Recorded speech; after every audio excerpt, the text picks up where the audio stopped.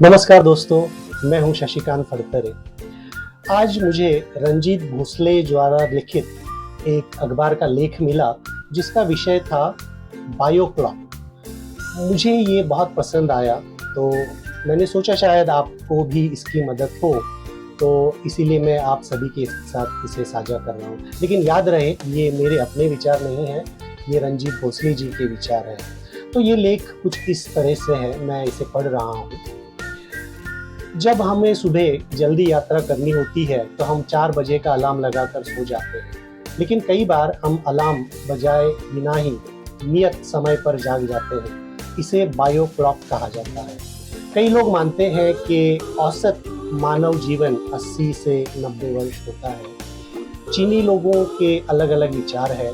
चीन में कई लोगों का दृढ़ विश्वास है कि वो 120 वर्ष तक स्वस्थ जीवन जी सकते हैं। इस सकारात्मक मानसिकता ने उनकी बायो क्लॉक को इस तरह से सेट किया है, और यही कारण है अपनी बायो क्लॉक को रीसेट करें और लंबे जीवन का आनंद लें। ऐसा करें और 100 वर्ष तक स्वस्थ रहें। कुछ मुद्दे उन्होंने दिए हैं जो मैं पढ़ रहा हूँ। अपने मन की जैविक घड़ी को सकारात्मक तरीके से सेट करें। यदि हम नियमित रूप से ध्यान करें तो कम से कम 100 वर्षों तक स्वस्थ जीवन जी सकते हैं। दृढ़ विश्वास रखें कि 40 से 90 वर्ष की आयु के बीच कोई बीमारी नहीं होगी।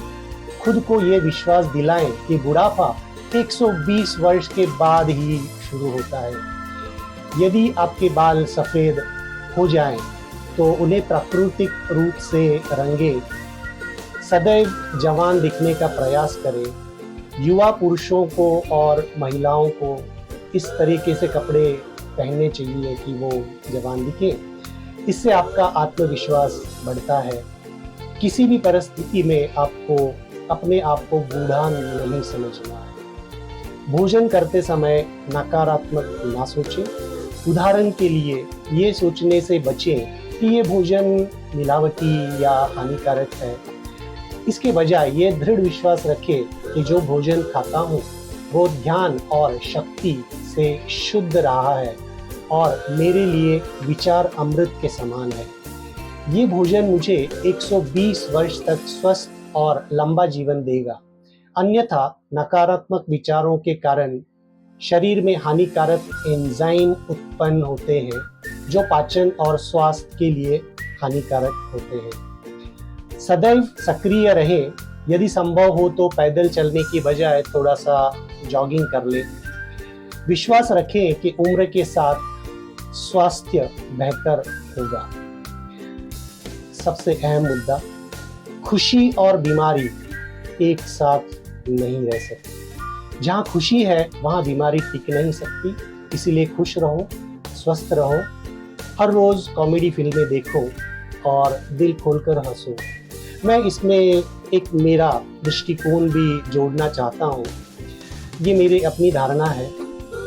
मुझे नहीं पता कि आप लोग मेरी बातों से सहमत होंगे या नहीं होंगे।